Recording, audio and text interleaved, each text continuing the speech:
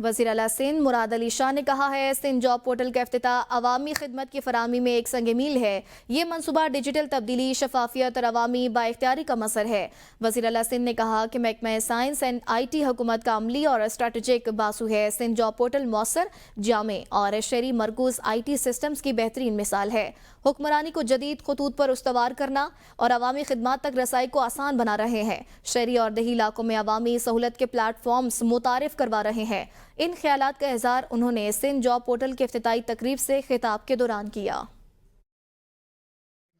Jobs کے لیے انہوں نے یہ پورٹل اب بنایا۔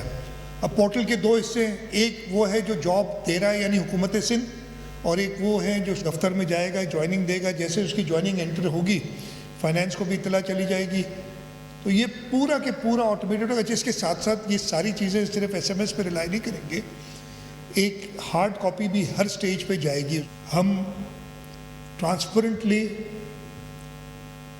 بیسٹ آف دا بیسٹ لوگ سلیکٹ کریں گے، صوبے کے لوگوں کو میرٹ پہ ٹرانسپیرنٹلی نوکریاں ملیں، اور اس سے پورے صوبے کا فائدہ ہوگا، ملک کا فائدہ ہوگا۔